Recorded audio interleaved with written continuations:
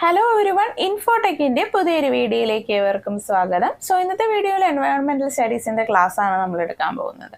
അപ്പോൾ ഓൾറെഡി നമ്മൾ എൻവയോൺമെന്റൽ സ്റ്റഡീസിൽ പല കാര്യങ്ങളും പഠിച്ചിട്ടുണ്ടായിരുന്നു. എൻവയോൺമെന്റ് എന്താണ്, എക്കോസിസ്റ്റം എന്താണ്. കഴിഞ്ഞ യൂണിറ്റിലാണെങ്കിൽ ഡിഫറെൻറ്റ് ടൈപ്സ് ഓഫ് എക്കോസിസ്റ്റത്തിനെ കുറിച്ചൊക്കെ പഠിച്ചു. സോ അതോടുകൂടി നമ്മൾ എൻവയോൺമെന്റ്, എക്കോസിസ്റ്റം ഇങ്ങനെയുള്ള സെക്ഷനൊക്കെ പഠിച്ചു കഴിഞ്ഞിരിക്കുകയാണ്. ഇനി നമ്മൾ അടുത്ത സെക്ഷനിലോട്ട് ഓരോ യൂണിറ്റിൽ പഠിക്കുകയാണ്. അതായത് നമ്മളുടെ പ്രകൃതിയിൽ ഇമ്പോർട്ടൻ്റ് ആയിട്ടുള്ള റിസോഴ്സസിനെ കുറിച്ചും അതെങ്ങനെ നമ്മൾ സംരക്ഷിക്കണമെന്നും പൊല്യൂഷനൊക്കെ കുറയ്ക്കണമെന്നുള്ള കാര്യങ്ങളൊക്കെയാണ് ഓരോ യൂണിറ്റുകളിലും നമ്മൾ ഇനി പഠിക്കാനുള്ളത്. സോ ഇന്നത്തെ ഈ ഒരു യൂണിറ്റിൽ നമ്മൾ പഠിക്കുന്നത് unit 4 land and water resources എന്നുള്ള സെക്ഷനാണ്. അപ്പോൾ പേരായിട്ട് മനസ്സിലായല്ലോ, വാട്ടർ റിസോഴ്സസ് എന്താണ്, ഓരോ തരത്തിലുള്ള വെള്ളത്തിൻ്റെ സംരക്ഷണ രീതികളെക്കുറിച്ചും വെള്ളം എങ്ങനെ സംരക്ഷിക്കാമെന്നും പൊല്യൂഷൻ തടയാമെന്നും പിന്നെ ലാൻഡിനെ എങ്ങനെ സംരക്ഷിക്കാമെന്നും ഇങ്ങനെയുള്ള കാര്യങ്ങളൊക്കെയാണ് ഈ ഒരു യൂണിറ്റിൽ കംപ്ലീറ്റ് ആയിട്ട് പഠിക്കുന്നത്. അപ്പോൾ ഇത് അത്യാവശ്യം എളുപ്പമുള്ള യൂണിറ്റ് ആണ്. നിങ്ങൾ കുഞ്ഞു ക്ലാസ്സുകളിൽ പഠിച്ചു വന്ന കാര്യങ്ങൾ തന്നെയാണ് ഈ ഒരു യൂണിറ്റ് 4 നമുക്ക് പഠിക്കാനുള്ളത്. സോ ഫസ്റ്റ് പറഞ്ഞിരിക്കുന്ന section renewable and non renewable resources എന്നുള്ള സെക്ഷനാണ്. Natural resources are two types, renewable and non-renewable. Renewable resources replenish to replace the part depleted by its use by natural reproductive other process. Non-renewable resources are those whose economic value cannot readily replaced naturally.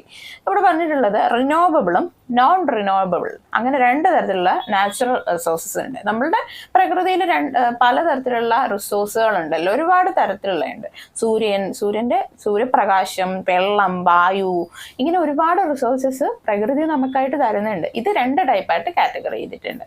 Renewable എന്ന് പറഞ്ഞാൽ ഇപ്പോൾ ഒരു റിസോഴ്സിനെ അത് റീസൈക്കിളായി ഉപയോഗിക്കാൻ പറ്റുന്ന അങ്ങനെയുള്ള recycling പ്രോസസ്സിലൂടെ പിന്നെയും ഉപയോഗിക്കാൻ പറ്റുന്ന റിസോഴ്സുകളെ റിന്യൂവബിൾ എന്നും, അങ്ങനെ റീസൈക്കിൾ ചെയ്ത് ഉപയോഗിക്കാൻ പറ്റാത്തവയെ നോൺ റിന്യൂവബിൾ എന്നാണ് പറയുന്നത്. ഇപ്പം എക്സാമ്പിൾ എടുക്കാം. എന്താണ്, നമുക്ക് സൂര്യപ്രകാശം കിട്ടുകയാണെങ്കിൽ സൂര്യപ്രകാശം കിട്ടി അതോടുകൂടി കഴിഞ്ഞോ? ഒരിക്കലും ഇല്ല അല്ലേ. അത് പിന്നെ നമുക്കത് സോളാർ എനർജിയൊക്കെ ആയിട്ട് കൺവേർട്ട് ചെയ്ത് പിന്നെയും റീയൂസ് ചെയ്യാൻ പറ്റുന്നുണ്ട്. അതുപോലെ തന്നെ വെള്ളമാണെങ്കിൽ നമുക്ക് മഴയായിട്ട് താഴെ കിട്ടുന്നു, അത് കഴിഞ്ഞ് ഇവാപ്പറേറ്റ് ആയി അത് അറ്റ്മോസ്ഫിയറിൽ പോകുന്നു, പിന്നെയും മഴയായിട്ട് കിട്ടുന്നു. ഇങ്ങനെ ഒരുപാട് പ്രൊസീജിയേഴ്സ് അവിടെ നടക്കുന്നുണ്ട്. അപ്പോൾ ഈ സൂര്യപ്രകാശം, വെള്ളം, ഇതെല്ലാം റിന്യൂവബിൾ ആയിട്ടുള്ള കാര്യങ്ങളാണ്. പക്ഷേ നോൺ റിന്യൂവബിൾ ആയിട്ടുള്ള ഒരുപാട് സംഭവങ്ങളുണ്ട്. നോൺ റിന്യൂവബിൾ ആയിട്ട് എന്താണുള്ളത്? മിനറൽസ്, ഈ ഭൂമിയിലുള്ള പലതരത്തിലുള്ള മിനറൽസ്, ഇങ്ങനെയുള്ള സംഭവങ്ങളൊന്നും നമുക്കത് പിന്നെയും എഗെയിൻ യൂസ് ചെയ്യാൻ പറ്റില്ല. ഇങ്ങനെ രണ്ട് തരത്തിലുള്ള റിസോഴ്സസ് ആണ് നമ്മളുടെ ഭൂമിയിലുള്ളത്. ഫസ്റ്റ് നമുക്ക് പറയാനുള്ളത് റിന്യൂവബിൾ വാട്ടർ റിസോഴ്സസിനെ കുറിച്ചാണ്. വെള്ളത്തിൻ്റെ ഈ ഒരു റീസൈക്ലിംഗ് പ്രൊസീജിയേഴ്സിനെ കുറിച്ചാണ് ഇവിടെ പറഞ്ഞിട്ടുള്ളത്. അപ്പോൾ ഇവിടെ പറഞ്ഞിട്ടുള്ളത് നമ്മളുടെ ഭൂമിയിൽ വെള്ളം മഴയായിട്ട് ഭൂമിയിലോട്ട് പതിക്കുകയാണ് മുകളിൽ നിന്ന്. ഓൾസോ ഈ റോക്കിൻ്റെ, ഈ പാറകളുടെ ഇടയിലൊക്കെ വെള്ളമുണ്ട്. അപ്പോൾ ഈ വെള്ളം വന്നിട്ട് എന്ത് ചെയ്യും? ഇത് ലാസ്റ്റ് ഓഷ്യനിൽ തന്നെ എത്തും, ഒഴുകി ഓഷ്യനിൽ എത്തും. അവിടെ നിന്ന് പിന്നെ എന്ത് ചെയ്യും?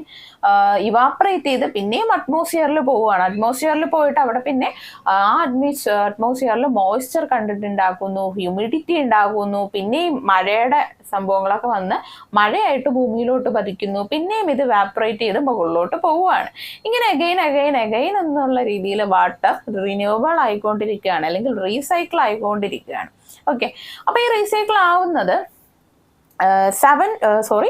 ഈ ഇത്രയും വെള്ളം ഈ ഇവാപ്പറേഷൻ ചെയ്ത് മുകളിലോട്ട് പോകുന്നുണ്ടെങ്കിലും നമ്മളുടെ ലോകത്ത് ഓൾമോസ്റ്റ് നമ്മൾ നേരത്തെ പറഞ്ഞു 4-3% വെള്ളമാണ്. പക്ഷെ അതിൽ 2.5% മാത്രമാണ് ഫ്രഷ് വാട്ടർ ആയിട്ടുള്ളത്. ബാക്കി ഒരു എത്രയാണ്, ഒരു 97% അതിൽ മുകളിൽ ശതമാനവും നമ്മളുടെ ഭൂമിയിലുള്ളത് ഉപ്പുവെള്ളമാണ്. അതായത് നമുക്ക് അങ്ങ് പെട്ടെന്ന് കുടിക്കാൻ പറ്റുന്ന ടൈപ്പ് ഓഫ് വാട്ടർ അല്ല, റീയൂസബിൾ ആയിട്ടുള്ള വാട്ടർ അല്ല നമുക്ക് കൂടുതലായിട്ടുള്ളത്. 2.5% മാത്രമേ ഫ്രഷ് വാട്ടർ നമ്മളുടെ ഭൂമിയിലുള്ളൂ. അപ്പോൾ ഈ ചോദ്യം കേട്ടപ്പോഴാണ് ഓർത്തത്, കഴിഞ്ഞ സെക്ഷനിൽ നമ്മളുടെ എക്സാമിന് ഇങ്ങനെ ഒരു ക്വസ്റ്റ്യൻ ഉണ്ടായിരുന്നു, നമ്മളുടെ ഭൂമിയിൽ എത്ര ശതമാനമാണ് ഫ്രഷ് വാട്ടർ ഉള്ളതെന്ന്.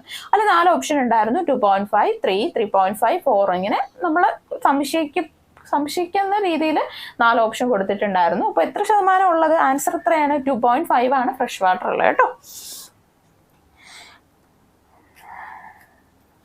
അത് കഴിഞ്ഞ് പറഞ്ഞിട്ടുള്ളത് വാട്ടർ സൈക്കിൾ അല്ലെങ്കിൽ ഹൈഡ്രോളജിക്കൽ സൈക്കിളിനെ കുറിച്ചാണ്. Water cycle describes continuous movement of water on above and below their surface involving process evaporation, transpiration, condensation, precipitation and runoff. Precipitation includes the different forms of which moisture from the atmosphere come down the earth, including rain, snowfall, sleet, dew. അപ്പോൾ ഇവിടെ പറഞ്ഞിട്ടുള്ളത് നമ്മൾ നേരത്തെ പറഞ്ഞ പോലെയുള്ള വാട്ടറിന്റെ സൈക്കിളാണ് അല്ലെങ്കിൽ hydrological cycle എന്നാണ് അതിൻ്റെ മറ്റൊരു പേര്. അപ്പോൾ വെള്ളം ഏതൊക്കെ രീതിയിലാണ് ഈ റീസൈക്കിൾ ആയി പോകുന്നത്? പ്രസിപ്പിറ്റേഷനായിട്ടും ഇവാപറേഷനായിട്ടും കണ്ടൻസേഷനായിട്ടും അങ്ങനെ പലതരത്തിൽ ഈ വെള്ളം പിന്നെയും റീയൂസ് ആവുന്നുണ്ട്. ഇവാപറേഷൻ എന്ന് പറഞ്ഞാൽ നമ്മളുടെ വെള്ളം ഇവാപറേറ്റ് ആയിട്ട്, അതായത് സൂര്യൻ്റെ ചൂടടിച്ച് ഇവാപറേറ്റ് ആയി അറ്റ്മോസ്ഫിയറിലോട്ട് പോകുന്നു. ട്രാൻസ്പിറേഷൻ എന്ന് പറഞ്ഞാൽ ഈ ചെടികളുടെ ദേഹത്തല്ല, അവരുടെ ആ ഒരു ചെടിയിൽ പുറത്തൊക്കെയുള്ള വെള്ളം, അത് റെസ്പിറേറ്ററിലൂടെ വരുന്ന വെള്ളമാണ്. ഈ ചെടികളുടെ ഇലയിലൊക്കെ ചിലപ്പോൾ വെള്ളം ഇരിക്കുന്നുണ്ടാവും. ആ വെള്ളം പിന്നെ ഇവാപറേറ്റ് ചെയ്ത് അറ്റ്മോസ്ഫിയറിലോട്ട് പോകുന്നു. പിന്നെ വേറൊരു പ്രോസസ്സ്, നമ്മുടെ ഭൂമിയുടെ പുറത്ത് കെട്ടിക്കിടക്കുന്ന വെള്ളം ഭൂമിയുടെ അകത്തോട്ട് പോവുകയാണ്, മണ്ണിൻ്റെ ഇടയിലോട്ട്. ഇതെല്ലാം പലതരത്തിലുള്ള വാട്ടർ റീസൈക്ലിംഗ് പ്രൊസീജിയേഴ്സാണ്. അത് എന്താണ് പറഞ്ഞിട്ടുള്ളത്? In water run off the water flows over land as surface water instead of being absorbed into the ground water or evaporation. Some rain water goes into the soil and excess water run off over the land surface which becomes a source of water for rivers and lakes and finally to the sea. അവിടെ പറഞ്ഞിട്ടുള്ളത്, നമ്മൾ പറഞ്ഞു ഇപ്പോൾ എത്ര പുഴ ഒഴുകിയാലും എത്ര ലേക്ക് ഒഴുകിയാലും എന്ത് flow ചെയ്താലും ആ വെള്ളം ലാസ്റ്റ് എത്തുന്നത് ഓഷ്യനിലായിരിക്കും. പക്ഷെ എല്ലാ വെള്ളവും, ഈ ഒഴുകി പോകുന്ന എല്ലാ വെള്ളവും ഓഷ്യനിൽ എത്തുന്നുണ്ടോ? ശരിക്കും ഇപ്പോൾ നമ്മളുടെ വീട്ടിന്റെ ഫ്രണ്ട് കൂടെ മഴ പെയ്തപ്പോൾ കുറച്ച് വെള്ളം ഒഴുകി പോവാണ്. ആ ഒഴുകി പോകുന്ന വെള്ളം ഓഷ്യനിലെത്തുമോ? ഒരു 10-60 കിലോമീറ്റർ മാറി കിടക്കുന്ന ഓഷ്യനിലെത്തുമോ? ഇല്ല. കാരണം അത് കുറച്ച് വെള്ളമാണ് അത് നമ്മളുടെ വീട്ടിന്റെ ഫ്രണ്ട് കൂടെ ഒഴുകി പോകുന്നത്. അപ്പൊ ആ വെള്ളം എവിടെ പോയി? ആ വെള്ളം ഒന്നെങ്കിൽ സൂര്യന്റെ ചൂടടിച്ച് ഇവാപറേറ്റ് ചെയ്ത് വെക്കണം, അല്ലെങ്കിൽ മോസ്റ്റ് കേസസിൽ ഈ വെള്ളം എവിടെ ആയിരിക്കും പോകുന്നത്? മണ്ണിന്റെ അടിയിലോട്ടായിരിക്കും പോകുന്നത്, അല്ലെ? പ്രത്യേകിച്ച് സമ്മർ സീസണിലൊക്കെ കിട്ടുന്ന മഴയുടെ വെള്ളം എല്ലാം മണ്ണിന്റെ അടിയിലോട്ടാണ് കൂടുതൽ പോകുന്നത്. ഇവാപറേഷൻ ചെയ്യാനുള്ള ഒരു സമയം അവിടെ വരുന്നില്ല. അപ്പോഴാണ് അടുത്ത കാര്യം ഇവിടെ പറഞ്ഞിട്ടുള്ളത്. നമ്മളുടെ മണ്ണിനടിയിൽ ഈ ഒഴുകി പോകുന്ന അത്യാവശ്യം ക്വാണ്ടിറ്റി വെള്ളമൊക്കെ മണ്ണിനടിയിലോട്ട് പോകുന്നുണ്ട്. പക്ഷെ എല്ലാ വെള്ളവും പോകുമോ? ഒരിക്കലും ഇല്ല. കാരണം നമ്മളുടെ ഭൂമിയുടെ അടിയിൽ ഒരു പർട്ടിക്കുലർ ആയിട്ട് ഒരു ക്വാണ്ടിറ്റി ഉണ്ട്. അത്രയും വെള്ളം മാത്രമേ ഈ മണ്ണിനടിയിലോട്ട് ഒഴുകി പോകത്തുള്ളൂ. അതിന് എക്സസ് ആയിട്ട് വരുന്ന, അതിന് എക്സ്ട്രാ ആയിട്ട് വരുന്ന വെള്ളം ഒഴുകിക്കൊണ്ടേ ഇരിക്കും. എക്സാമ്പിൾ, ഇപ്പം എൻ്റെ കയ്യിൽ ഒരു ടിഷ്യൂ പേപ്പർ ഉണ്ടെന്ന് ഇരിക്കട്ടെ.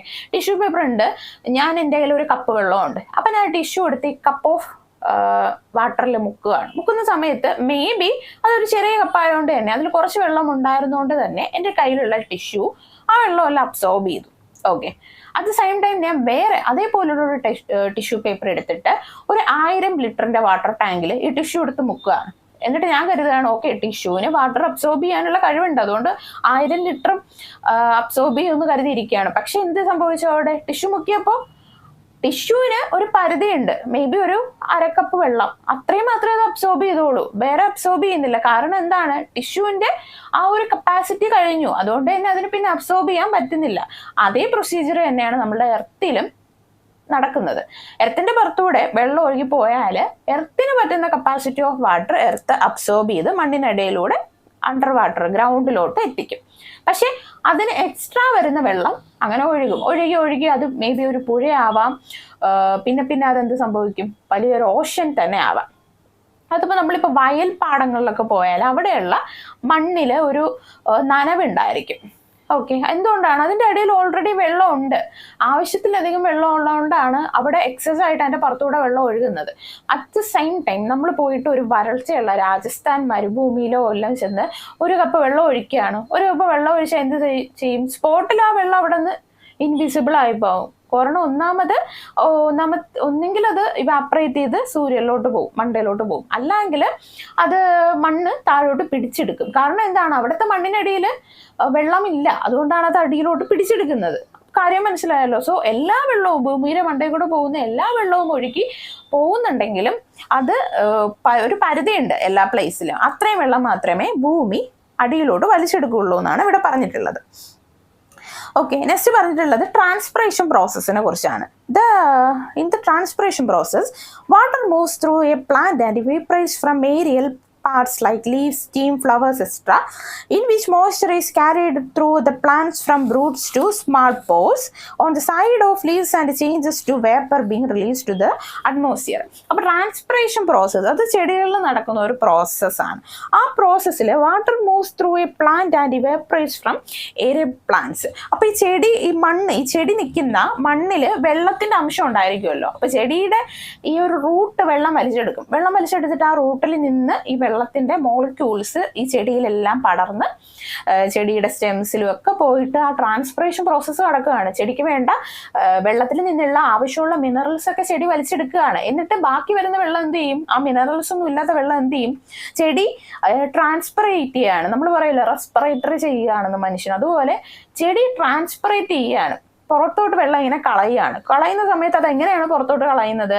ഇലകളിലൂടെ അല്ലെങ്കിൽ സ്റ്റെമ്മിന്റെ സൈഡിലൂടെ ഈ വെള്ളം പുറത്തോട്ട് ചെടി പതിയെ നിക്ഷേപിക്കുകയാണ് ചെയ്യുന്നത്. അങ്ങനെ ചെറിയ ജലത്തിന്റെ തുള്ളികളായിട്ട് ചെടിയുടെ ഇലയിലൊക്കെ മേ ബി നിങ്ങൾ വെള്ളം കണ്ടിട്ടുണ്ടാവും. അത് ഈ ഒരു ട്രാൻസ്പിറേഷൻ പ്രോസസ് ആണ്. എന്നിട്ട് ഈ വെള്ളം എന്ത് ചെയ്യും? സൂര്യന്റെ വെളിച്ചത്തിലൂടെ ഇവാപ്പറേറ്റ് ചെയ്ത് അറ്റ്മോസ്ഫിയറിൽ പോകും. ഇതാണ് ട്രാൻസ്പിറേഷൻ പ്രോസസ്സ്. നെക്സ്റ്റ് പറഞ്ഞിട്ടുള്ളത് forms of water. Water exist on the land in the form of fresh water, brackish water and marine water. നമ്മൾ നേരത്തെ അക്വാട്ടിക് എക്കോസിസ്റ്റത്തിൽ പറഞ്ഞിട്ടുണ്ടായിരുന്നു. 3 ടൈപ്പ് ഓഫ് എക്കോസിസ്റ്റം ആണ് അക്വാട്ടിക് എക്കോസിസ്റ്റത്തിൽ വരുന്നത്. വെള്ളത്തിൽ 3 ടൈപ്പ് വരും. ഒന്ന് ഏതാണ്? മറൈൻ എന്ന് പറയുമ്പോൾ ഓഷ്യൻസ് ഒക്കെ. പിന്നെ വരുന്നത് ഫ്രഷ് വാട്ടർ എന്ന് പറയുമ്പോൾ ലേക്ക്, സ്ട്രീംസ്, പൂള്, ഇതെല്ലാം ഫ്രഷ് വാട്ടർ ആണ്, ശുദ്ധമായ ജലം. പിന്നെ വരുന്ന 4ാമത്തെ കാറ്റഗറി ഏതാണ്? ബാർക്കിഷ് എന്ന് പറയുമ്പോൾ ആ ഒരു ഉപ്പുവെള്ളവും ഫ്രഷ് വാട്ടറും കൂടെ ചേർന്നിട്ടുള്ള കാറ്റഗറി. അതിനെ കുറിച്ചാണ് നമ്മൾ പിന്നെ ഇവിടെ പഠിക്കാൻ പോകുന്നത്. Fresh water is very important to our lives. It is a universal solvent containing many soluble salts and it is available in limited quantity. Salts in water are very important for aquatic vegetation. അപ്പോൾ aquatic വെജിറ്റേഷനിലൊക്കെ ഈ salt കണ്ടന്റുള്ള water വളരെ പ്രാധാന്യമാണ്. അതിലുപരി fresh water ആണ് മനുഷ്യന്റെ ജീവന് ഏറ്റവും പ്രധാനപ്പെട്ട കാര്യം.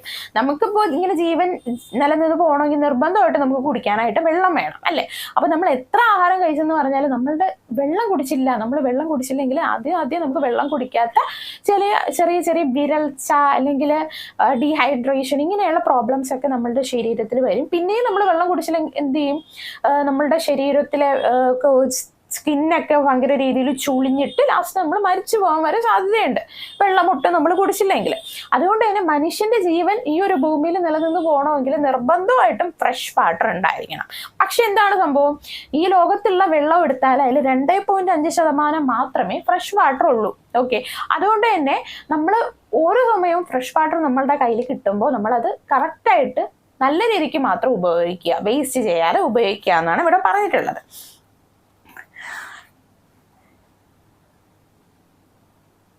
Marine water is very saline and it covers more than 70% of Earth's surface and about 97% of total water. അപ്പോൾ മറൈൻ വാട്ടർ അറിയാലോ, ഓഷ്യൻ വാട്ടർ, സാൾട്ടി വാട്ടർ എന്ന് പറയുമ്പോൾ ഈ ഒരു എർത്തിന്റെ സർഫസ്, ഭൂമിയുടെ ഈ പുറത്തുള്ള സർഫസിലെ 70% ഈ ഒരു മറൈൻ വാട്ടർ ആണ്. ഇനി വെള്ളത്തിന്റെ കണക്കെടുത്താൽ വെള്ളത്തിന്റെ 97% ഈ ഒരു സലൈൻ വാട്ടർ ആണ്. നമ്മൾ നേരത്തെ പറഞ്ഞു 2.5% ഫ്രഷ് വാട്ടറും 97% ഈ ഒരു സലൈൻ വാട്ടറും. പിന്നെ എത്രയാണുള്ളത്? 0.5%.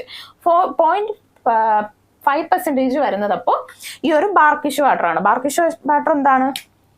രണ്ടും കൂടെ മിക്സ് ആയി വരുന്ന വാട്ടർ. അപ്പോൾ നമുക്ക് ആ ഒരു കണക്ക് എഴുതുക. ഇത് ഇമ്പോർട്ടൻ്റ് ആണ് കേട്ടോ, ഇത് ക്വസ്റ്റ്യൻ എപ്പോഴും ചോദിക്കുന്നുണ്ട്. 97% സലൈൻ വാട്ടർ, സാൾട്ട് വാട്ടർ. പിന്നെ ഉള്ളത് 2.5% ആണ് ഫ്രഷ് വാട്ടർ. ബാക്കി മറ്റെന്തിലൊക്കെ വാട്ടറാണ്. ഇതാണ് ഈ കണക്ക് കേട്ടോ. ഇത് രണ്ടുമാണ് ഏറ്റവും ഇമ്പോർട്ടൻ്റ്. ഓക്കെ, ഇത് പഠിച്ചു വയ്ക്കുക. അടുത്തിന് നമുക്ക് അത്യാവശ്യം പ്രാധാന്യമുള്ള എല്ലാവർക്കും അറിയാവുന്ന ഒരു കാര്യമാണ് over exploitation of surface and ground water. നമ്മൾ ദുരുപയോഗം ചെയ്യുന്ന ഗ്രൗണ്ട് വാട്ടറിനെ കുറിച്ചും സർഫസ് വാട്ടറിനെ കുറിച്ചുമാണ് ഇവിടെ പറയുന്നത്. അപ്പോൾ സർഫസ് വാട്ടർ, ഗ്രൗണ്ട് വാട്ടർ. എന്താണ് സർഫസ് വാട്ടർ? സർഫസ് വാട്ടർ എന്ന് പറയുമ്പോൾ ഭൂമിയുടെ ഉപരിതലത്തിന്റെ പുറത്തൂടെ അല്ലെങ്കിൽ എർത്തിന്റെ സർഫസിലൂടെ ഒഴുകുന്ന വെള്ളത്തിനെയാണ് സർഫസ് വാട്ടർ എന്ന് പറയുന്നത്. അത് മേ ബി റിവർ ആവാം, ലേക്ക് ആവാം, ചെറിയ അരുവികളാവാം, മീൻസ് സ്ട്രീംസ് ഒക്കെ ആവാം. ഇതെല്ലാം സർഫസിലൂടെ ഒഴുകി പോകുന്ന വാട്ടറുകളാണ്. അപ്പോൾ ഇതാണ് സർഫസ് വാട്ടർ. അപ്പം അതെങ്ങനെയാണ് നമ്മൾ ദുരുപയോഗം ചെയ്യുന്നതെന്നാണ് ഇവിടെ പറഞ്ഞിട്ടുള്ളത്. അപ്പോൾ സർഫസ് വാട്ടറിനെ, ലേക്കിൻ്റെ വെള്ളത്തിനെയൊക്കെ നമ്മൾ ഏത് രീതിയിലാണ് ദുരുപയോഗം ചെയ്യുന്നത്? ഒരുപാട് രീതിയിൽ ദുരുപയോഗം ചെയ്യുന്നുണ്ട്. ഇപ്പോൾ ഒരു അരുവി ഒഴുകുന്നുണ്ടെങ്കിൽ അല്ലെങ്കിൽ ഒരു കായൽ ഒഴുകുന്നുണ്ടെങ്കിൽ അവിടെ നല്ല വെള്ളമാണെങ്കിൽ കൂടുതൽ ആൾക്കാർ അവിടെ പോയി തുണി കഴുകുന്നുണ്ട്, ചിലർ പോയി കുളിക്കുന്നുണ്ട്, അല്ലെങ്കിൽ മൃഗങ്ങളെ കുളിപ്പിക്കുന്നുണ്ട്. അപ്പോൾ കുളിക്കുന്നതിൽ ഒരു കുഴപ്പമില്ല. പക്ഷെ അതിലൂടെ ഒരുപാട് കെമിക്കൽസ്, ഈ സോപ്പ്, ഡിറ്റർജൻറ്റ്, ഇതൊക്കെ പോയി ആ വെള്ളം പൊല്യൂട്ട് ആവുകയാണ്. അതൊരു ഫ്രഷ് വാട്ടർ ആയിരുന്നു, കുടിക്കാൻ പറ്റുന്ന വെള്ളമായിരുന്നു ആ ഒഴുകിപ്പോയിക്കൊണ്ടിരുന്നത്. പക്ഷെ മനുഷ്യൻ തന്നെ അത് പൊല്യൂട്ട് ചെയ്യുകയാണ്.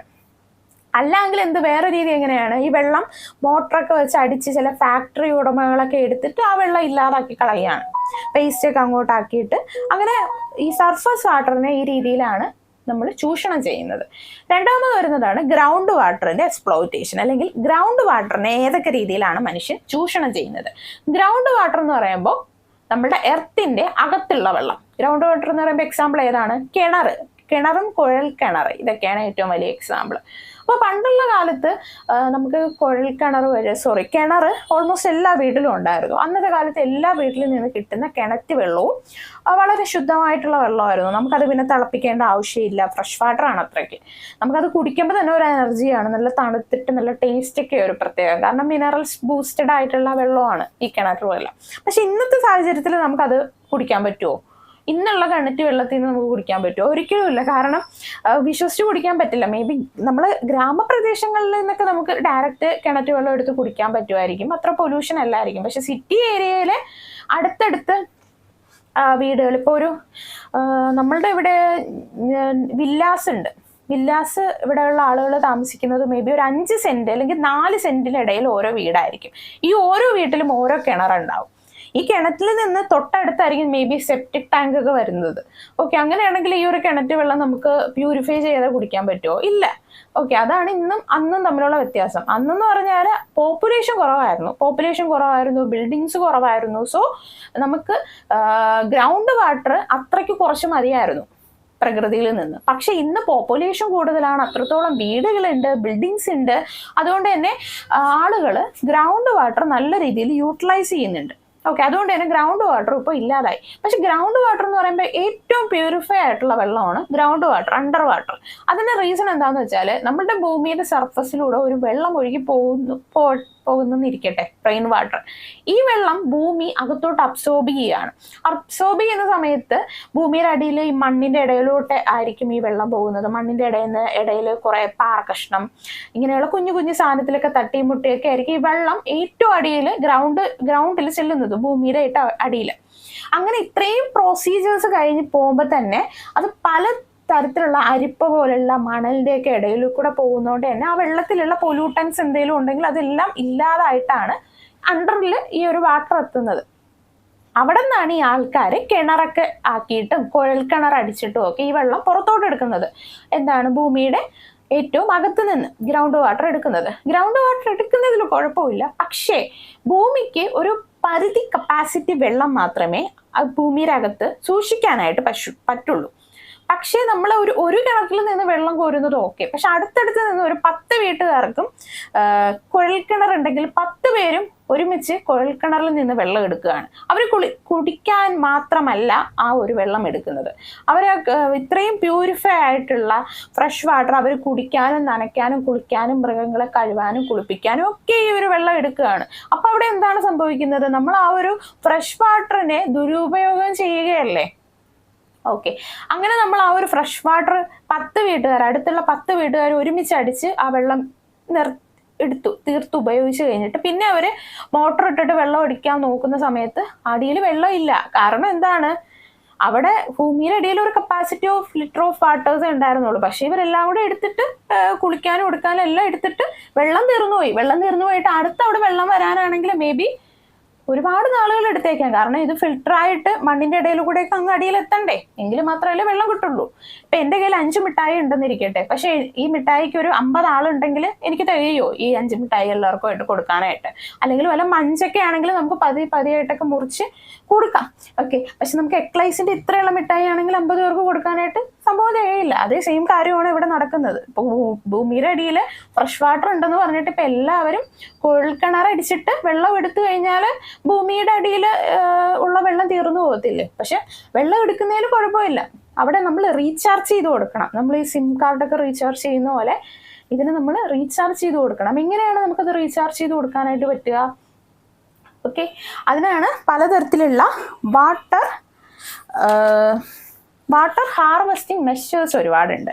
അതായത് ഭൂമിയുടെ അടിയിലോട്ട് വെള്ളം എത്താനുള്ള മാർഗങ്ങൾ നമ്മൾ ചെയ്തു കഴിഞ്ഞാൽ അത്രത്തോളം നല്ല വെള്ളം നമുക്ക് ഭൂമിയുടെ അടിയിൽ നിന്ന് എടുക്കാനായിട്ട് പറ്റും എന്നാണ് ഇവിടെ പറഞ്ഞിട്ടുള്ളത്. അപ്പോൾ അതാണ് ഈ ഒരു ഡീഗ്രഡേഷൻ ഓഫ് വാട്ടർ സോഴ്സസ് എന്നുള്ള സെക്ഷനിൽ കൊടുത്തിട്ടുള്ളത്. അപ്പോൾ അതിൻ്റെ കൂടെ തന്നെ വരുന്നതാണ് വാട്ടർ ഹാർവെസ്റ്റിംഗ് മെഷേഴ്സ്. പലതരത്തിലുള്ള വാട്ടർ ഹാർവെസ്റ്റിംഗ് മെഷേഴ്സ് ഉണ്ട്. It is storage of rain water for using it later and its recharging into the ground. അപ്പോൾ എങ്ങനെയാണ് നമുക്ക് ഈ ഒരു വെള്ളം സംരക്ഷിക്കാനായിട്ട് പറ്റുക, അല്ലെങ്കിൽ എങ്ങനെയാണ് ഈ ഒരു ഗ്രൗണ്ട് വാട്ടറിലെ വെള്ളമൊക്കെ നമുക്കൊന്ന് സംരക്ഷിക്കാൻ പറ്റുക? അതിന് ഒരുപാട് മാർഗ്ഗങ്ങളുണ്ട്. ഏറ്റവും വലിയ മാർഗ്ഗമാണ് വാട്ടർ ഹാർവെസ്റ്റിംഗ് മെത്തേഡിലെ റെയിൻ വാട്ടർ ഹാർവെസ്റ്റിംഗ്. നമ്മൾ പണ്ട് തൊട്ടേ കേട്ടിട്ടുള്ള ഒരു കാര്യമാണ് റെയിൻ വാട്ടർ ഹാർവെസ്റ്റിംഗ്. എന്താണ് റെയിൻ വാട്ടർ ഹാർവെസ്റ്റിംഗ്? നമ്മളുടെ ഓൾമോസ്റ്റ് കേരളത്തിലെ എല്ലാ സ്ഥലങ്ങളിലും മഴ കിട്ടാറുണ്ട്, ഇടയ്ക്ക് മുറക്കൊക്കെ ആണെങ്കിലും മഴ കിട്ടാറുണ്ട്. അപ്പോൾ എല്ലാവരും കരുതും ആ മഴ പെയ്യുന്നു, വെള്ളം പോകുന്നു, ഇത്രയേ ഉള്ളൂ എന്ന് കരുതും. പക്ഷെ അങ്ങനെയല്ല. നമ്മളുടെ വീട്ടിൽ മഴ പെയ്യുമെങ്കിൽ നമ്മൾ ആ ഒരു മഴവെള്ളം വെറുതെ കളയാതെ ഈ കുഴലുണ്ട് ടെറസിന്റെ സൈഡിൽ കൂടെയൊക്കെ PVC പൈപ്പ് ഇട്ടിട്ട്, ഈ PVC പൈപ്പ് നമ്മളുടെ ഗ്രൗണ്ടിൽ എവിടെയെങ്കിലും ഒരു കുഴി എടുക്കണം. കുഴി എടുത്തിട്ട് ഈ പൈപ്പ് കണക്ഷൻ ആ ഒരു കുഴിയിലോട്ട് വിട്ടാൽ ഈ മഴ പെയ്യുന്ന വെള്ളം എല്ലാം ആ ഒരു കുഴിയിലോട്ട് പോകും. കുഴിയിലോട്ട് പോയി കഴിഞ്ഞാൽ തൊട്ടടുത്ത് നമ്മളുടെ തന്നെ കിണറുണ്ടെങ്കിൽ അത് കുറച്ച് കഴിയുമ്പോൾ നല്ല ഫ്രഷ് വാട്ടർ ആ ഒരു കിണറ്റിൽ നിന്ന് നമുക്ക് എടുക്കാൻ പറ്റും. ഓക്കെ, ഇനി അത് ചെയ്യാൻ പറ്റിയില്ല. വേറൊരു രീതി എന്താണ്? മഴ പെയ്യുന്ന സമയത്ത് നമ്മളൊരു വലിയ ടാങ്കൊക്കെ വെച്ച് മഴവെള്ളം പിടിച്ചു വെച്ചിരുന്നാൽ നമുക്കത് ഈ ചെറിയ കാറ് കഴുകാനും അല്ലെങ്കിൽ ബൈക്ക് കഴുകാനും അല്ലെങ്കിൽ ചെടികൾക്കൊക്കെ വെള്ളം ഒഴിക്കാനൊക്കെ ആ വെള്ളം എടുക്കാം. അങ്ങനെ നമുക്ക് റീയൂസ് ചെയ്യാൻ പറ്റും. ഇതൊക്കെയാണ് പലതരത്തിലുള്ള വാട്ടർ ഹാർവെസ്റ്റിംഗ് മെത്തേഡ്സ്. അപ്പോൾ ഇന്നത്തെ കാലത്ത് ഇത് ഓൾമോസ്റ്റ് ആരും ചെയ്യുന്നില്ല, ഇങ്ങനെയുള്ള മെത്തേഡുകൾ ചെയ്യുന്നില്ല. എല്ലാവരും കുഴൽക്കിണർ അടിച്ചിട്ട് വെള്ളം യൂട്ടിലൈസ് ചെയ്യുന്നുണ്ട്. അവരത് കുടിക്കാൻ മാത്രമല്ല എടുക്കുന്നത്, അണ്ടർഗ്രൗണ്ടിൽ ഈ ഒരു വാട്ടർ അവർ വീട്ടിലുള്ള ഓൾ പർപ്പസസിനും വേണ്ടി ഈ ഒരു വെള്ളം എടുക്കുകയാണ്. വെള്ളം എടുത്തിട്ട് എന്താ സംഭവിക്കുന്നത്? അവിടെ വെള്ളം ലാസ്റ്റ് കഴിയുന്നില്ല. പക്ഷെ ഈ എല്ലാ വീട്ടുകാരും അതിനോടൊപ്പം തന്നെ വാട്ടർ ഹാർവെസ്റ്റിംഗ് മെത്തേഡുകൾ നടത്തുകയാണ്. അതായത് ഈ മഴവെള്ള സംഭരണിയൊക്കെ വെച്ചിട്ട് വെള്ളമൊക്കെ ഭൂമിയുടെ അടിയിലോട്ട് ഇറക്കുകയാണെങ്കിൽ എല്ലാവർക്കും നല്ല ശുദ്ധമായിട്ടുള്ള വെള്ളം ഭൂമിയുടെ അടിയിൽ നിന്ന് കിട്ടും. പക്ഷെ ഇവിടെ അങ്ങനെ സംഭവിക്കുന്നില്ല, ആരും ഒന്നും ചെയ്യുന്നില്ല. അപ്പം ഞാനിവിടെ നിൽക്കുന്ന സമയത്താണെങ്കിൽ പോലും നമുക്കിവിടെ ടാങ്കിലൂടെ 2 ടൈപ്പ് വെള്ളം കൊണ്ടുപോകുന്നത് കാണാം. ഒന്ന് നോർമൽ വാട്ടർ, അതായത് വീട്ടിലത്തേക്കുള്ള സാധാ ആവശ്യങ്ങൾക്ക് വേണ്ടിയുള്ള വാട്ടർ. പിന്നെ ഉള്ളത് കുടിവെള്ളം. ഈ കുടിവെള്ളം എന്നുള്ള വാട്ടർ ഇവിടെ ആളുകൾ സൂക്ഷിച്ചാണ് വച്ചേക്കുന്നത്, വില കൊടുത്ത് സൂക്ഷിച്ചാണ് വച്ചേക്കുന്നത്. കാരണം എന്താ പറഞ്ഞാൽ അത് നല്ല പ്രൈസാണ് ഇവിടെ കുടിവെള്ളത്തിന്. നമുക്കിവിടെ പണ്ടൊക്കെ ഇവിടുത്തെ വെള്ളത്തിനൊരു കുഴപ്പമില്ലായിരുന്നു, ഞാനിപ്പോൾ ഇവിടെ നിൽക്കുന്ന പ്ലേസിൽ. പക്ഷെ ഇപ്പം നമുക്ക് വിശ്വസിച്ച് കിണർ വെള്ളം ഒരു വെള്ളവും കുടിക്കാൻ പറ്റില്ല. കാണാനാണെങ്കിൽ നല്ല കണ്ണീര് പോലെ ഇരിക്കും, അത്രയ്ക്ക് പ്യുവറാണ്. പക്ഷെ ഇന്നത്തെ കാലത്ത് നമുക്ക് ഒരു കിണർ വെള്ളം പോലും വിശ്വസിച്ച് കുടിക്കാൻ പറ്റാത്ത സാഹചര്യമാണ്. അതുകൊണ്ട് തന്നെ ഇപ്പൊ എന്താണ് പുതിയ കണ്ടുപിടുത്തം? വാട്ടർ പ്യൂരിഫയർ എന്നുള്ള ഒരു പ്രോസസ്സ് വന്നിട്ടുണ്ട്, ആ ഒരു മെഷീൻ കൊണ്ടുവന്നിട്ടുണ്ട്. അപ്പൊ അത് കൊണ്ടുവന്ന് നമ്മളുടെ വീട്ടിൽ ഫിറ്റ് ചെയ്ത് കഴിഞ്ഞാൽ നമ്മൾ ആ ഒരു വെള്ളം പ്യൂരിഫയറിലൂടെ ഇറക്കിയിട്ട് ഫിൽട്ടർ ചെയ്ത് നമുക്ക് കിട്ടുമെന്നാണ് പറയുന്നത്. പക്ഷെ നമ്മളുടെ നാച്ചുറൽ ആയിട്ടുള്ള വെള്ളത്തിന്റെ അത്രയ്ക്കും മിനറൽസ് ഒന്നും നമുക്ക് ഒരിക്കലും ഒരു വാട്ടർ പ്യൂരിഫയർ യൂസ് ചെയ്താലും കിട്ടത്തില്ല. അതുകൊണ്ട് തന്നെ നമ്മൾ എന്താണ് ചെയ്യേണ്ടത്? എല്ലാ വീട്ടിലും റെയിൻ വാട്ടർ ഹാർവെസ്റ്റിങ്ങോ അല്ലെങ്കിൽ ഏതെങ്കിലും തരത്തിലുള്ള വാട്ടർ ഹാർവെസ്റ്റിംഗ് മെത്തേഡ്സ് യൂസ് ചെയ്തതിന് ശേഷം ഗ്രൗണ്ട് വാട്ടർ ഉപയോഗിക്കാനാണ് ഇവിടെ പറഞ്ഞിട്ടുള്ളത്.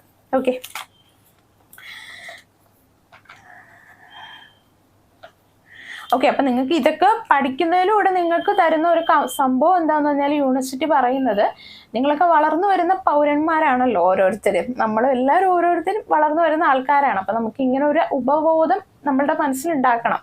വെള്ളം പാഴാക്കാൻ പാടില്ല, ഇങ്ങനെയുള്ള കാര്യങ്ങളൊക്കെയാണ് ഇതിലൂടെ നിങ്ങൾക്ക് തരാനായിട്ട് യൂണിവേഴ്സിറ്റി ആഗ്രഹിക്കുന്നത്. ഓക്കെ, ഇത് ജസ്റ്റ് നിങ്ങൾ വായിച്ചു കളയാതെ വെള്ളമൊക്കെ സംരക്ഷിക്കാനുള്ള മാർഗങ്ങൾ നോക്കുക കേട്ടോ. എങ്കിലേ നമുക്കിനി ഫ്യൂച്ചറിൽ വെള്ളം പോലും കിട്ടുള്ളൂ എന്നാണ് ഇവിടെ പറഞ്ഞിട്ടുള്ളത്.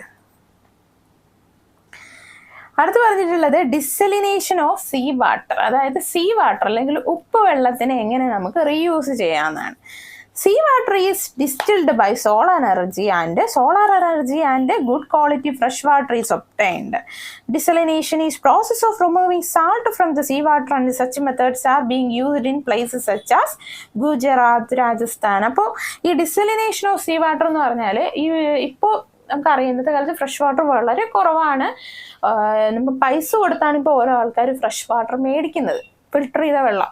അത്രയ്ക്കും വെള്ളം കിട്ടാനായിട്ട് ഇപ്പോൾ പാടാണ്. ഫ്രഷ് വാട്ടർ വെള്ളമുണ്ട്, കടലിൽ പോയി നമ്മൾ എടുത്താലും കുറെ വെള്ളം കിട്ടും, പക്ഷെ കുടിക്കാൻ പറ്റുന്ന വെള്ളം കുറവാണ്. അതുകൊണ്ടാണ് ഡിസലിനേഷൻ ഓഫ് സീ വാട്ടർ എന്നുള്ള പ്രോസസ്സ് കൊണ്ടുവന്നിട്ടുള്ളത്. അപ്പൊ ഈ പ്രോസസ്സ് എന്താണെന്ന് വെച്ചാൽ കടൽ വെള്ളം എടുത്തിട്ട് അത് ശുദ്ധീകരിക്കും. സോളാർ എനർജിയുടെ സഹായത്തോടുകൂടി ശുദ്ധീകരിച്ചിട്ട് അതിൽ സോഡിയം കണ്ടന്റ്, ഉപ്പ് കണ്ടന്റ് ഒക്കെ എടുത്ത് മാറ്റിയിട്ട് ഫ്രഷ് വാട്ടർ ആയിട്ട് എടുക്കും. ഓക്കെ, ഈ ഒരു പ്രോസസ്സാണ് ഡിസലിനേഷൻ ഓഫ് സീ വാട്ടർ. ഓക്കെ, അപ്പോൾ നമ്മൾ റിന്യൂവബിളും നോൺ റിന്യൂവബിളും പറഞ്ഞു വന്നപ്പോഴാണ് വാട്ടർ റിസോഴ്സസ് നമുക്കിവിടെ പഠിക്കാൻ പറ്റിയത്. കാരണം എന്താണ്, വാട്ടർ റിന്യൂവബിൾ ആയിട്ടുള്ള ഒരു റിസോഴ്സാണ്, പുതുക്കി റീസൈക്കിൾ ചെയ്യാൻ പറ്റുന്ന ഒരു സോഴ്സാണ്. ഇനി നമുക്ക് അടുത്ത് പറയാനുള്ളത് നോൺ റിന്യൂവബിൾ ലാൻഡ് റിസോഴ്സസ് ആണ്. അതായത് പ്രകൃതിയിലെ ഈ ഒരു ലാൻഡിലുള്ള നോൺ റിന്യൂവബിൾ, അതായത് റീസൈക്കിൾ ചെയ്യാൻ പറ്റാത്ത നാച്ചുറൽ റിസോഴ്സസിനെ കുറിച്ചാണ് ഇവിടെ പഠിക്കാനുള്ളത്. അതിലൊന്നാമത്തേതാണ് land. Land provides habitat for all terrestrial plants and elements, and it supports life and various other human and animal activities. The pressure is increasing on land with increases in human population. Indiscriminate cutting of trees also causes damage to the soil quality. Land എന്ന് പറഞ്ഞാൽ നമുക്ക് എന്താണ്, ഒരിക്കലും പുതുക്കാൻ പറ്റാത്ത ഒരു സംഭവമാണ് അല്ലേ. ലാൻഡ് ഇപ്പോൾ ഇവിടെ കിടന്നാലും അവിടെ തന്നെ ഇരുന്നോളൂ, നമുക്ക് അവരുടെ കൊണ്ടുപോകാനോ അല്ലെങ്കിൽ അത് ലാൻഡിന് മാറ്റി വെള്ളമാക്കാനോ അങ്ങനെ ഒന്നും പറ്റില്ല. അതൊരു നോൺ റിന്യൂവബിൾ ആയിട്ടുള്ള നാച്ചുറൽ റിസോഴ്സ് ആണ്.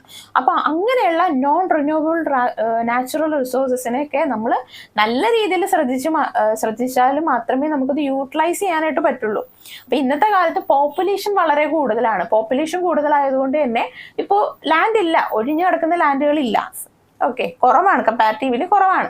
അപ്പോൾ പോപ്പുലേഷൻ കൂടിയോണ്ട് എന്ത് ചെയ്തു, ആളുകൾ ലാൻഡ് ഇല്ലാത്തതുകൊണ്ട് കാട് കയ്യേറാൻ തുടങ്ങി, കാടിൽ വീട് വെക്കാൻ തുടങ്ങി, കാടിൽ അഗ്രികൾച്ചർ ഇറക്കാൻ തുടങ്ങി. ഇങ്ങനെയുള്ള ഒരുപാട് പ്രശ്നങ്ങൾ വരുന്നുണ്ട്. ഓൾസോ ഈ ലാൻഡിൽ നിന്ന് ബിൽഡിങ്സ് ഒക്കെ പണിയാനായിട്ട് മരങ്ങളെല്ലാം മുറിച്ചു മാറ്റുന്നു, പക്ഷെ ഒരു മരം പോലും വയ്ക്കുന്നില്ല. ഇതാണ് ലാൻഡ് റിസോഴ്സിൽ നോൺ റിന്യൂവബിളിൽ പറഞ്ഞിട്ടുള്ളത്.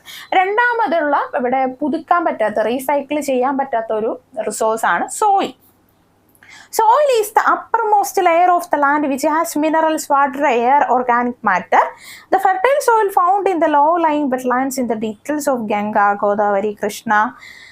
Soil fertility also depends on its capacity to retain water and oxygen. ഇവിടെ പറഞ്ഞിട്ടുള്ളത് സോയിലിനെ കുറിച്ചാണ്. സോയിലും നമുക്ക് ഒരിക്കലും റീസൈക്കിൾ ചെയ്തെടുക്കാൻ പറ്റാത്ത ഒരു പ്രോഡക്റ്റ് ആണ്. നമ്മൾ ഇന്നൊരു സോയിൽ എടുത്താൽ അതൊരു ഇന്നൊരു മണ്ണാണ് അല്ലേ. ആ മണ്ണിനെ നമുക്ക് വെള്ളമാക്കാനോ അല്ലെങ്കിൽ എയർ ആക്കാനോ ഒന്നും നമുക്കത് പറ്റില്ല. റീയൂസബിൾ ചെയ്യാൻ പറ്റാത്തൊരു സാധനമാണ്. അപ്പൊ ഈ സോയിലും വളരെ ഇമ്പോർട്ടൻ്റ് ആണ്. സോയിൽ ഉണ്ടെങ്കിലേ മരങ്ങളും പ്ലാന്റ്സും പ്രകൃതിയിൽ നിൽക്കത്തുള്ളൂ. അപ്പോൾ നമ്മൾ കറക്റ്റ് ആയിട്ടുള്ള വാട്ടർ ഹാർവെസ്റ്റിംഗ് കാര്യങ്ങളൊന്നും ചെയ്തില്ല, പ്രകൃതിനെ പൊല്യൂട്ട് ചെയ്യുകയാണെങ്കിൽ എന്ത് ചെയ്യും, ഫ്ലഡൊക്കെ വരും. ഫ്ലഡൊക്കെ വന്നിട്ട് എന്ത് ചെയ്യും, മണലൊക്കെ എടുത്തോണ്ട് പോകും. മണലും മണ്ണും ഒക്കെ എടുത്തോണ്ട് പോയാൽ സോയിൽ എറോഷൻ അവിടെ വരും. സോയിൽ എറോഷൻ വന്നു കഴിഞ്ഞാൽ പ്ലാന്റ്സും ട്രീസും എല്ലാം ഇല്ലാതാവും. ഓക്കെ, അതാണ് ഇവിടെ പറഞ്ഞിട്ടുള്ളത്. പിന്നെ സോയിലിൽ തന്നെ പലതരത്തിലുള്ള സോയിലുണ്ട്. ഫെർട്ടൈൽ സോയിലും ഉണ്ട്, അധികം ഫെർട്ടൈൽ അല്ലാത്ത സോയിലും ഉണ്ട്. അതായത് ചില സോയിലിൽ നിങ്ങൾ പറഞ്ഞു കേട്ടിട്ടുണ്ടാവും, ചില സോയിലിൽ എന്തെങ്കിലും നട്ടാൽ നല്ല രീതിയിൽ കായൊക്കെ വരുമെന്ന്. കാരണം അത് ഫെർട്ടൈൽ സോയിലാണ്. ഇവിടെ പറഞ്ഞിട്ടുള്ളത് ഈ ഗംഗയുടെയൊക്കെ സൈഡിൽ, ഗംഗ, ഗോദാവരി, കൃഷ്ണ ഇതിൻ്റെയൊക്കെ സൈഡിലുള്ള റിവേഴ്സിൻ്റെ സൈഡിലുള്ള സോയിൽ എന്ന് പറയുമ്പോൾ നല്ല ഫെർട്ടൈൽ ആയിട്ടുള്ള സോയിൽ എന്നാണ് ഇവിടെ പറഞ്ഞിട്ടുള്ളത്. ഓക്കെ, അത് പറഞ്ഞപ്പോഴാണ് അടുത്ത സെക്ഷൻ ഇവിടെ പറഞ്ഞിരിക്കുന്നത് process of involve in soil formation. Soil കാര്യം നമ്മൾ പറഞ്ഞു നോൺ റിന്യൂവബിൾ ആയിട്ടുള്ള ഒരു റിസോഴ്സ് ആണ്, റീസൈക്കിൾ ഇല്ലാത്ത ഒരു പ്രോസസ്സാണ്. അപ്പോൾ ഈ സോയിൽ എങ്ങനെയാണ് ഉണ്ടാവുന്നത് അത് നമുക്കൊന്ന് നോക്കാം.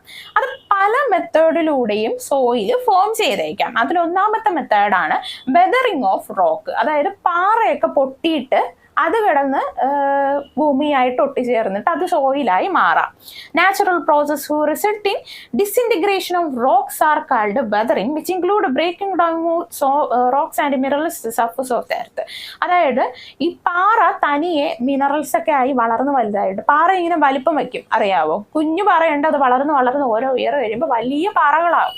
കാരണം അതിൻ്റെ ഇടയിൽ വെള്ളം ഇരുന്ന് എക്സ്പാൻഡ് ആവും, മിനറൽസ് ഒക്കെ വലുതാവും, അങ്ങനെയാണ് അത് വളരുന്നത്. ഓക്കെ, ഈ പാറ ഓട്ടോമാറ്റിക്കലി പൊട്ടും. ആ ഒരു പ്രോസസ്സാണ് വെതറിങ് എന്ന് പറയുന്നത്. ഓക്കെ, അങ്ങനെ വെതറിങ് സംഭവിച്ച് ഈ പാറ പൊട്ടിക്കഴിയുമ്പോൾ ഇതിലുള്ള മിനറൽസ് ഒക്കെ നമ്മളുടെ എർത്തിന്റെ സർഫസിൽ ഡെപ്പോസിറ്റ് ആവും.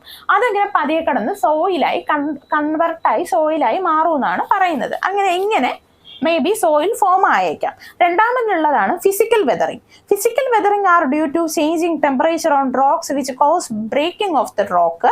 In cold weather the water in rock freezes and the rock expands, which causes breaking up of rock, and broken parts further break down in small pieces when this rolls down the slope.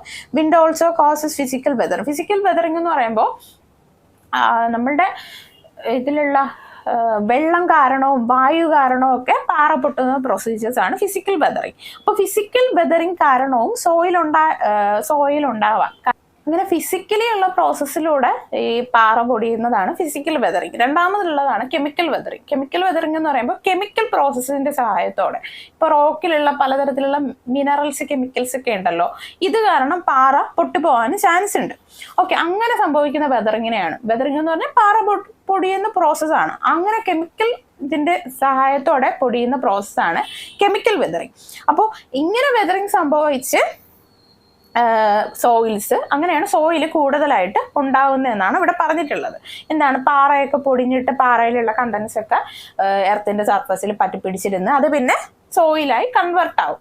Okay, അടുത്ത section പറഞ്ഞിട്ടുള്ളത് mineralisation and humification. During weathering mostly physical and chemical factors are involved, but in order to further develop by the soil by mineralisation and humification, biological agents are involved. After the early stages of soil formation, algae, lichens and other small plants provided organic matter to the soil by its death and plants. അപ്പോൾ ഈ ഒരു പാറ പൊടിയുന്നതിലൂടെ മാത്രമല്ല soil ഉണ്ടാവുന്നത്.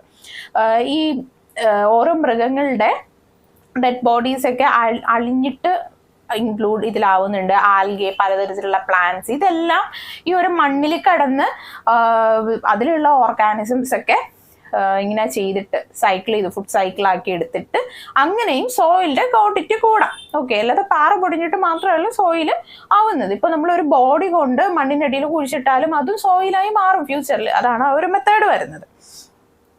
Okay, next portion പറഞ്ഞിട്ടുള്ളത് changes caused by agriculture and overgrazing. Agriculture and pastoral activities of man also cause changes to the environment.